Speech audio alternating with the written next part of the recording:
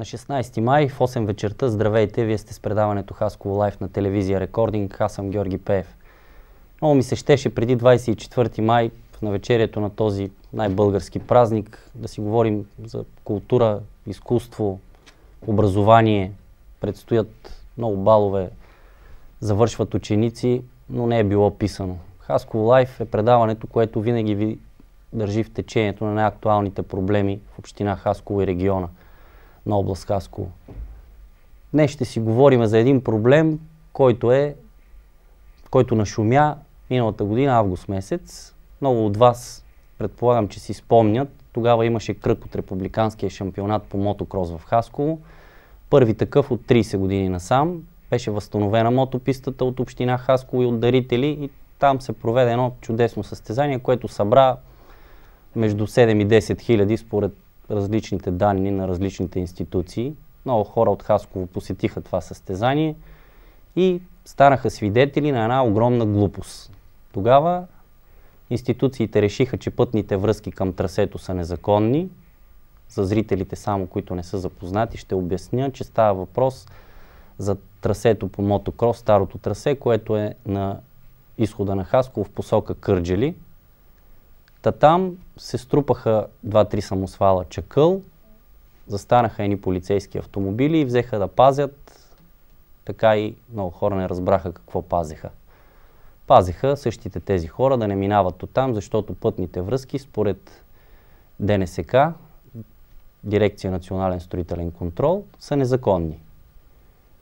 След това последваха протести от страна на състезатели и зрители. Беше затворен, ако си спомняте, пътя Хасково-Кърджали за около половин час. Всичко се размина, състезанието се проведе. Взаимни обвинения имаше от страна на кмета на общината Георги Иванов и областния управител. Той обвиняваше областната управителка Елена Озунова и депутата от ГЕРБ Иван Петров, че са главни виновници за това състезанието да бъде провалено. Сега, на 26 и 27 май, само след седмица и нещо, на същото това трасе ще има кръг от източноевропейския шампионат по мотокрос. И цирковете от миналата година са на път да се повторят. Но този път цирка ще бъде с международен отзвук, защото тук ще дойдат състезатели от Турция, Румъния, ако се не лъжа, Гърция и така нататък. Всички тези хора е на път да станат свидетели на онова, което ние в края на август миналата година видяхме на тази мотописта. Поканил съм тази вечер председателя на Общинския съвет на Хасково Иван Иванов, юрист, адвокат по много от делата на община Хасково, които се водят покрай тази мотописта, и Веселин Траянов, който е председател на клуба на ветераните, бивш състезател по мотокрос, една от живите легенди на този спорт в Хасково. Много съм си говорил с тях двамата на тема мотописта, много съм си говорил и с другата страна на тема мотописта и честно да си призная, лично аз не разбирам защо се създава този проблем.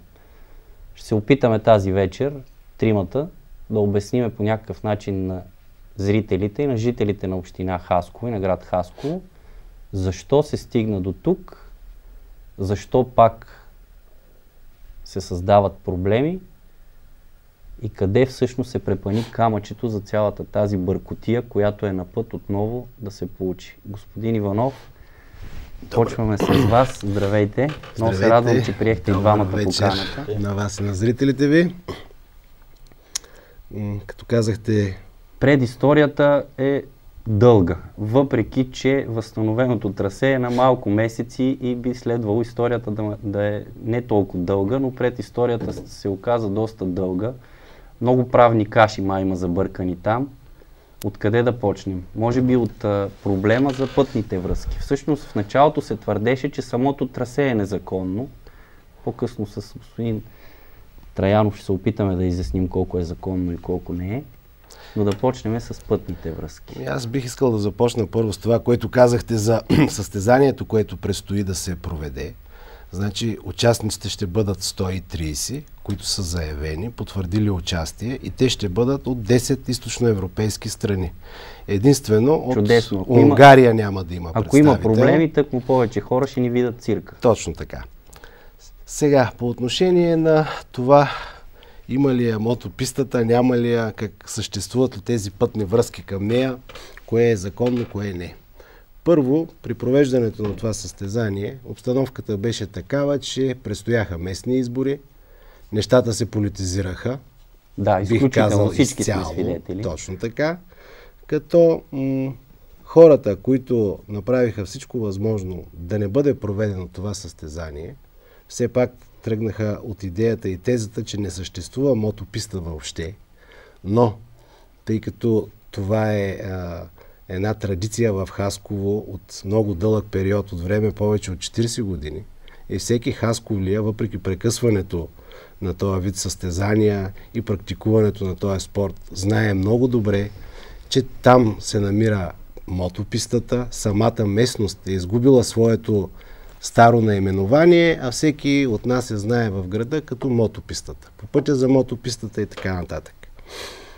Та тогава, през август месец, се започна една офанзива, която с чисто административни приеми и хватки следваше да провали това състезание, като се атакуваха пътните връзки, които са към тази мотописта. Това са пътните отклонения, само да кажем за зрителите, които Точно не така. знаят. Пътните отклонения, две отбивки, които са от пътя за Кърджали, т.е. от посока Кърджали-Хасково, към самото трасе, така, към подстъпите на трасето. Като едната връзка е по-скоро от детелината, от пътя, който идва от Манастир към Хасково, това е така наречения вход. И другата е на самия главен път. Точно така, където е изходът. Значи тези пътни връзки са съществували от време оно, когато е била изградена самата мотописта, и когато община Хасково започва възстановяването на мотопистата, по съответния законов ред, в изпълнение на разпоредбите на Закона за устройството на територията, е издадено и съответното строително разрешение за ремонт на мотопистата и ремонт на тези пътни връзки. По силата на тези законови разпоредби, тези пътни връзки и този ремонт, спирам се на пътните връзки, няма изискване да бъдат съгласувани с окръжно пътно управление, главно пътно управление, тъй като излизат на път от републикански клас. Тъй като те имат временен характер, а и по своя характер и изграждане не отговарят на определението, което закона вменява на такава пътна връзка. Това са подстъпи, свързващи, обслужващи пътища към мотопистата, каквито има към много ниви и земеделски масиви навсякъде из страната. Само да отворим скоба. Това строително разрешение за ремонт на тези пътни връзки към момента атакувано ли е по някакъв ред и от някого? Това строително разрешение не е атакувано, то си е действащо, то е в сила. Ясно. След като се създаде проблема, съответните органи от строителния контрол, на базата на извършени от тях констативни протоколи, на базата на проверки, които са били извършени, но държа да подчертая, че всички тези проверки са били правени в отсъствието на представители от община Хасково, без да се запознаят дори с документацията, която съществува в общината, правят констатация, че това са пътни връзки и тези пътни връзки са ново изградени или те представляват едно ново строителство, което вече на практика означава, че следва да има друг вид строително разрешение, което да бъде съгласувано с главно пътно управление. И заради това има наложена глоба на община Точно Хасково. така. Община Хасково е глобена с 5000 лева, като съответно съществува и заповед за премахването на тези пътни връзки. Съответно с законовите разпоредби ние сме атакували тези заповеди, те не са влезли в сила, в момента се водят дела, които за съжаление все още не са приключили и към момента по едно от делата, което е в административен съд Хасково, сме в срока за произнасяне и обявяване на решението, но то изтича в края на месеца. Но дори и да излезе това решение, това е едва първия етап или първа съдебна фаза има възможности за обжалване, право да обжалват след това. Което означава, че съдебните процеси в скоро време няма да приключат. Но има едно решение, има една заповед на РДНСК, на началника на РДНСК на Джурова, което е влезло в сила. Вие тези дни сте го получили. Сега, нека да уточним. Това е заповед, която по официален път не е постъпвала в община Хасково. Тази заповед не е входирана в общината по установения ред и не е връчена на кмета на общината. Тази заповед не беше изпратена с едно напомнително писмо от страна на РДНСК, което пристигна в общината на 6 май, ако не се лъжа, и с което писмо ни се обявяваше въпросната заповед, която която заповед е от 26 август 2011 година и която е придружена с един лист, на който съществува подписа за получил заповедта на тогавашния заместник кмет Кирил Керанов. След като ние едва сега сме уведомени за тази заповед, тя не влиза в сила и ние имаме право да направим съответното обжалване на тази заповед пред административен съд. Нещо, което ние сме сторили. Това ми звучи чисто процедурно нарушение. Поне така ми звучи на мен, без да бъда юрист, но какво означава един документ да не е входиран официално в една администрация?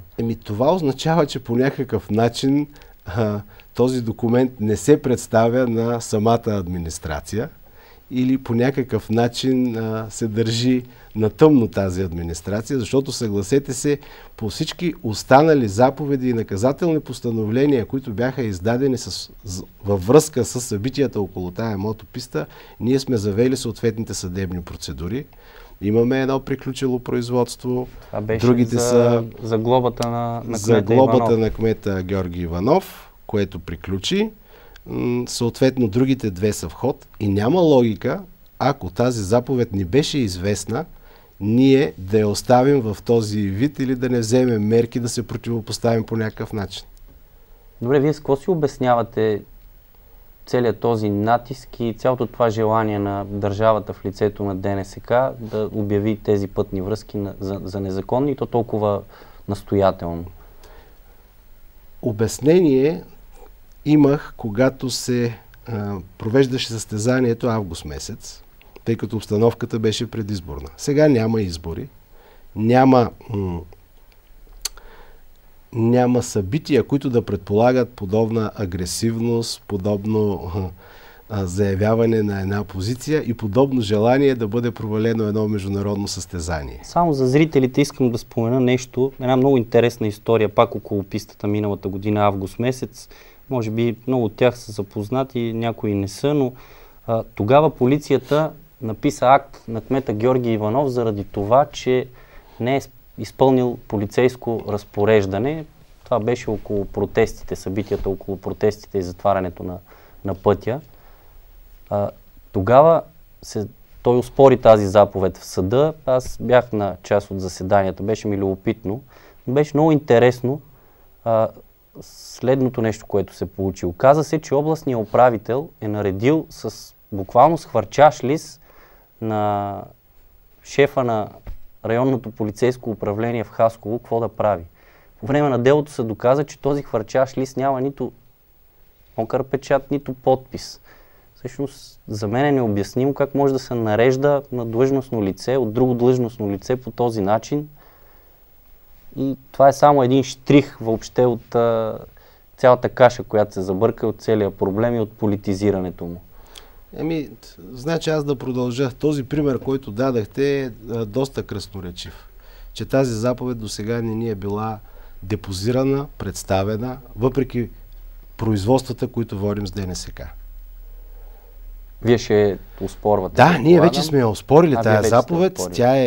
Жалбата по нея е входирана в съда, като сме поискали предварително обезпечение, спиране действието на изпълнението на тази заповед, тъй като тя е по по-особен ред, с който следва да се съобразим и съответно сме предприели необходимите мерки и очакваме до няколко дни да имаме насрочено и съдебно заседание, където да изложим тезите си.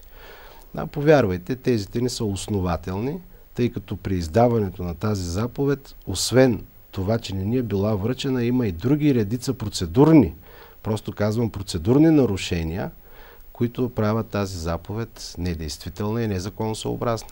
Добре, вие, един малко по-различен въпрос. Вие сте, освен юрист-адвокат, но вие сте и представител на държавността от една или друга форма, като председател на Общинския съвет. Ако приемем, че всички тези заповеди паднат в съда, това са разходи. Държавата плаща за тези разходи. Трябва да плати.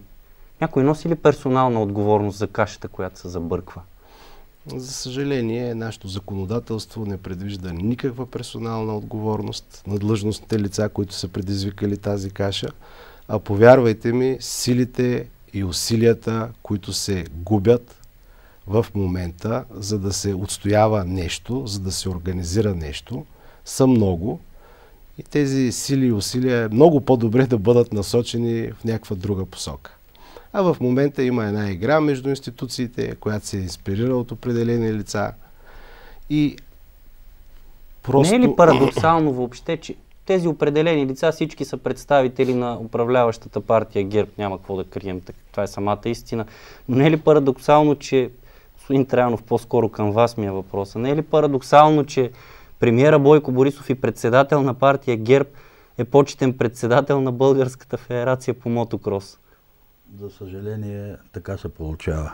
И ние не можем да се обясниме. Вие как си обяснявате това, което се случва? Вие сте човек на спорта, вие тези неща, политиката не ви интересува. Не, в никой случай не искаме да се състезаваме, ние искаме да възвърнем 50 годишна история на Хасково. Аз много се радвам за поканата и искам да... Най-напред добър вечер Хасково, приятели, състезатели, деятели. Мога ли една история така? Разбира се, да. Точно за това съм ви поканил. Вие да обясните какво е било, защото много хора опитаха миналата година да изкарат, че там писта не е имало, ми си е било мера. Моля ви се. Значи имам тук снимков материал, имам документи, има мене, само аз, нали? Най-напред Хасково е с 50 годишна история в авто и мотоспортовете. Много от хасковлиите не знаят, че нашия така наречен мотобол тогава, който започва в Русия, дойдаха руснаците в Хасково и ги бихме. За радост. Значи, нашия отбор по мотобол е 12 години републикански шампион. Европейски шампион.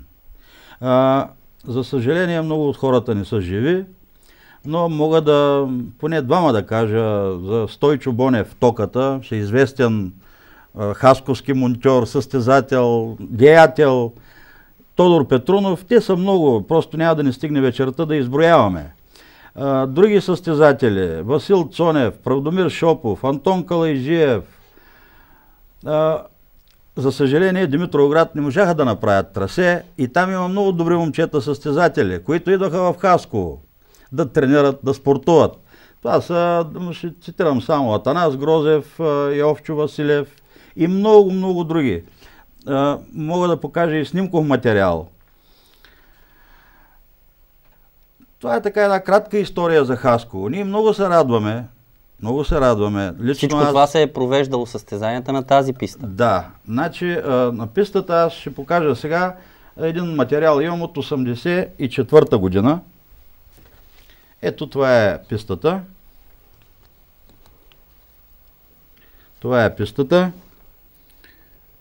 Значи, имаме от към манастир или посока Кърджали Хасково. Имаме вход. Ето, това е къде бяха разположени пожарни, линейки. Това всъщност е схема на трасето, полиция, доколкото да, виждам. Това е схема на трасето, вход и изход. На тези места още се стои асфалта и... Това всъщност са спорните връзки, да, така ли? Ма тези връзки се съществуват. Може ли между двете връзки да има мантинела, нали? Оригинална мантинела, която органите там, пътно управление и така нататък я поставят, а на вход и изход няма мантинела. И никога не е имал, то е видно. Значи това е организационен план от 1984 година. Между другото, много е интересно в този организационен план, кои хора влизат в организационния съвет на провеждането на състезанието тогава. Да, значи ще цитирам сега. Одобрена от всички инстанции е нашата писта. Ето тук. Състезанието ще се проведе на основата на изискванията на Международния спортен кодекс на ФИА. Сега искам да цитирам, да прочита имената. За съжаление, някои от тях не са живи, няма да чета, но Организационен комитет, почетен председател Георги Славов, секретар на БКП, починал. Продължавам надолу. Председател Пенчо Пенев, кмет. Жив и здрав Жив и здрав на община Хасково. ОЗ подполковник Костадин Пачаманов, замначалник ООО на МВР. Инженер Венко Вълев, замкмет по строителство. Продължаваме нататък. Секретар ОЗ полковник Диво Матеев Димов, първи зампредседател на ОС на СБА. Полковник Крум Стоянов, майор Атанас Атанасов, началник отдел КАТ при ООО на МВР. Така, Талю Талев, одобрено с дирекцията борба с ерозията. Съгласувано с Стойчо Колев, директор окръжно пътно управление. Тоест, какво излиза за... Главен комендант Никола Чолаков, главен лекар доктор Деков. Тоест, какво излиза за тогавашното управление на града, на областта, на полицията, на пътното управление? Тези пътни връзки са били законни, предполагам, че са ги ползвали. Оттам ли влизахте? Значи аз откъде да влезем другаде?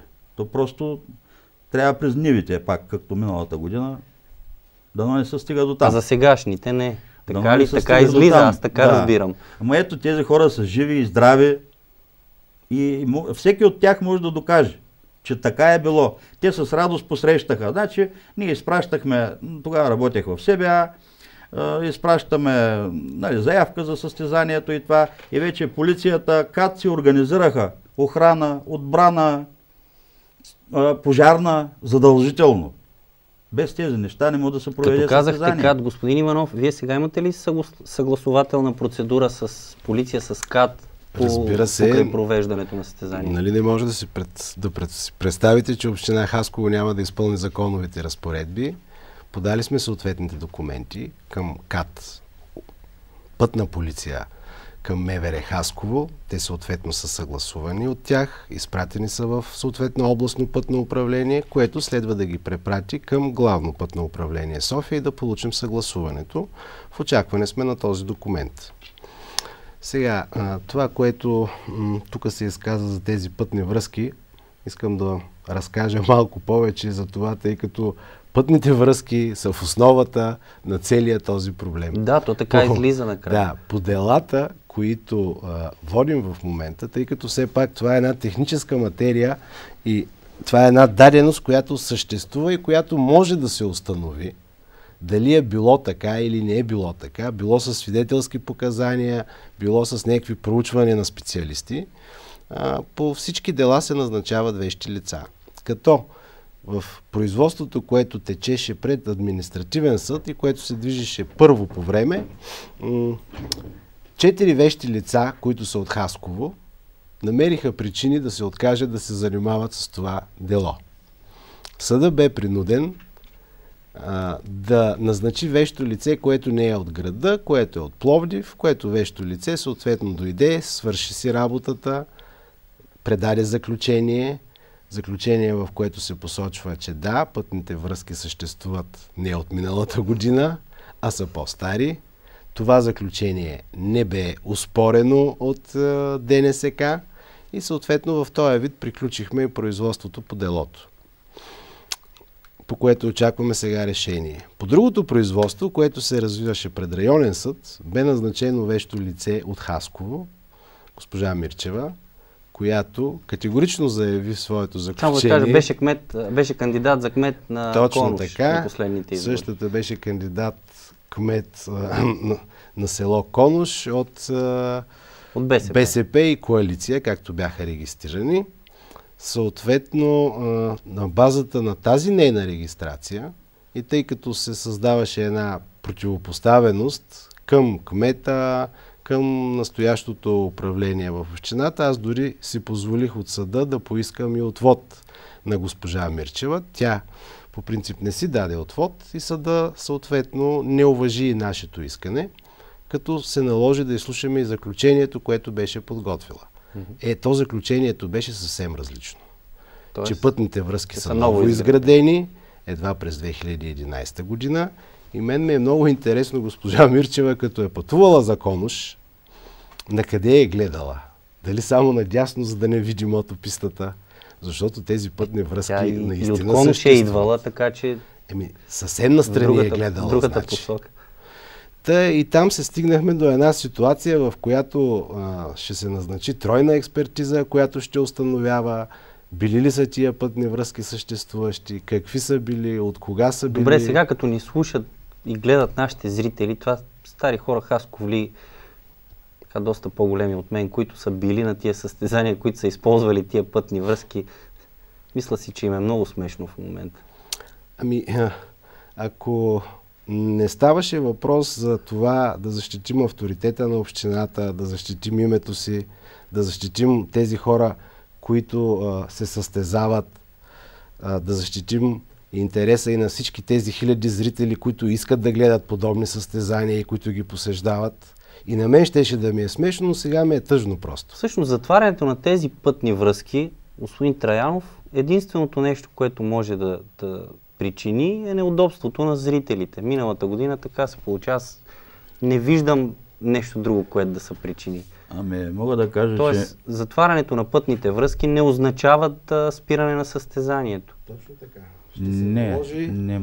Отново да се използват черните пътища през нивите, което ще създаде много неудобства, най-вече за хората. Ако се случи беля през това обикаляне и както кой виждате... носи отговорност? Одеве казахте, че за тия разходи никой не носи отговорност, ама тук май организатора носи отговорност. Организатора, както виждате, миналата година направи такава организация, че беля не се случи, въпреки тези пътища, които бяха ново изградени и прокарани. Тази година надяваме се, че също няма да се случи. Те не бяха ново изградени, бяха селски. Селските пътища, но бяха по-управени, така да го кажем. Тъй като все пак представете си тия 130 състезатели, тук вече идват съвсем друго ниво. С техника, с каравани, това са поддържащи боксове. Просто както се казва, ще се представим отлично пред чужденците отново. Господин Траянов? Аз се надявам да не се стига до там. Да не се стига до там. Това наистина ще е много смешно, наистина се изложим пред цяла Европа. А хората мечтаят да видят такова голямо състезание. Миналата година, въпреки всички препятствия, имаше около 10 000 човека на трасето. Бяха там телевизии, бяхте и вие, видяхте желанието на публиката, желанието на хората. Нашето желание да се възстанови всичко това да бъде в Хасково. Хасково да бъде лидер като трасе. Значи имаме доста млади състезатели, няма да цитирам имена, които се представят много добре и в момента. Значи имаме заели второ место на европейско, имаме републикански шампиони. Един от най-добрите в България, така че всички разбира се, не искам да цитирам имена. Сега тук мога да покажа още... Ето вижте... Да, само към камерата ще ви помоля. Вижте на снимката каква публика е имало тогава. Има и сега. Не трябва да се спират хората. Хората трябва да се радват. Ние трябва да се гордееме, Хасково, че благодарение на община Хасково и спонсори, пистата отново се възстановява и стигаме едно европейско ниво. Трябва да се гордеем. Макар за 20 години никой не се сети на тия ветерани да ги покани някъде, по едно цвете да им даде. Ето тук мога да покажа преди стартова... Това е от началото на 80-те, само да кажем. Да, 80-те и след, малко след. Ето, значи Хасково има стотици флагчета. Ето така да покажа само. Това мисля, че е 84-та година и то. Второ място, републикански шампионат. Да. И тук ето и други. Флаговете са много, може би над 200. Да ни разкажете малко повече за мотобола. Това ще е много интересно и за по-младите ни зрители.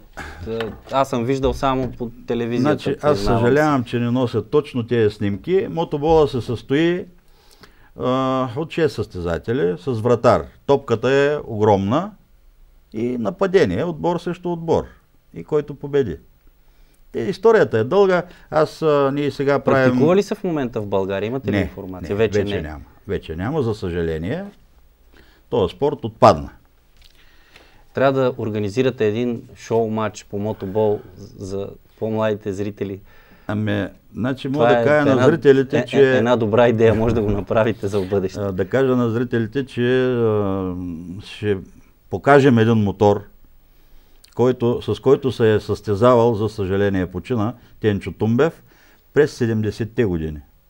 Мотора е здрав, запазен, движение, запазили сме го и то благодарение на едно младо момче, което не е бивш състезател, но запален монтьор.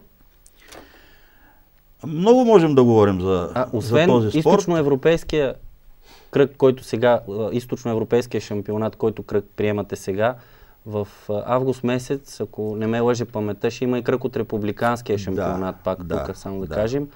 Готови ли сте с организацията? Ще може ли да се справите? Аз знам, че вие много активно ветераните участвате. Готови сме, ние ще се справим. И така, имаме една молба, не искаме да ни се пречи. Пак казвам, ние искаме да се състезаваме. Ние искаме да занимаваме с политики и тям подобни. Не искате, ма ви карат. Имаме много млади момчета, които искат да се състезават и се надявам да го постигнат. Нали? Това става с много труд, и с пари, естествено. Скъп спорт е моторния, всички знаем. Аз сега много се радвам, че тук ще дойдат европейски състезатели, които ще покажат нови мотори, нова техника. Има неща, които дори аз не съм ги виждал така пред себе си. Нали? Само по телевизия, по екрани, по снимки. И продължавам да казвам, че ние трябва да се гордеем, че стигнахме до тук. И искам да продължим напред. Ние имаме един Станислав Бучаков, който е 2 години подред балкански шампион, който е още здрав, още кара, още има сили да се състезава. Друг един Живко Бонев, на този Стойчо Токата, той е над 50 години. Ходи по състезание и не се дава на младите. Не може да стане първи и втори, нали? Но кара. И публиката му се радва, нали? Ние се радваме, като виждаме, че имаме такива хора, които имат желание и искат да продължат да се състезават. Господин Иванов, цялата тая каша с тия пътни връзки, вашата прогноза как ще свърши? Питам ви като председател на Общински съвет, не като адвокат, защото като адвокат знам, че прогнози не давате. И вижте сега, Общинския съвет, бих казал, в по-голямата си част, тази част, която разсъждава и съвсем нормално и трезво, както най-вече и Комисията по физическо възпитание и спорта, е заявила своята подкрепа категорично за провеждането на това състезание. Виждате и какво е настроението на хората. Като изключим, че господин Траянов е пряко ангажиран като бивш състезател, човек, който това му е в кръвта, но и попитайте някой и на улицата да видите какво ще ви каже. Отговорът е един. Всички го искат това състезание, всички искат този спорт да се развива в града. Така че ние ще направим абсолютно всичко, което е по силите ни, състезанието да се проведе. И то ще се проведе, но дано не остане отново един горчив привкус, дано не стане така, че отново да имаме само негативизъм, неща, които да доведат до нови съдебни дела и да развалиме настроението на много от хората, които са ангажирани с това състезание. Защото, повярвайте, не е приятно, вместо да постигаш нещата по възможно най-добрия начин, ти да отделиш сили и средства за едни допълнителни и безмислени разходи, които каквито ще бъдат и каквито ще трябва да се направят, за да се осигурят отново други пътища. Кому е нужно това? Добре, ще ви питам нещо, което много хора сигурно сега, гледайки ни, си задават въпроса. Не беше ли по-лесно след август месец да се направят едни нови пътни връзки с съответните строителни разрешителни и така нататък и цялото това нещо да се приключи? Само да отворя скоба, коментарите на другата страна тези дни четах доста в местни регионални медии. Областният управител, народният представител от ГЕРБ Иван Петров, който беше директно обвинен от кмета на общината, че пречи за провеждането на това състезание. Те казват кмета да се научи да си върши нещата законно. Какво значи това? За мен това значи... Нещата са извършени законно. Сега, аз казах самото начало, че ние имаме едно строително разрешение, което е в сила, което не е отменено. Имаме едни заповеди, които сме атакували и които заповеди не са влезнали в сила. Но ние следваме естествения ход, който предлага съдебната процедура. И друго ми беше интересно, тези хора, които току-що цитирах, казаха, че от медиите научават за провеждането на това състезание, което на мен ми се стори, меко казано, странно, защото такова състезание от какъвто и да е вид спорт, от такъв ранг в Хасково тази година няма да има.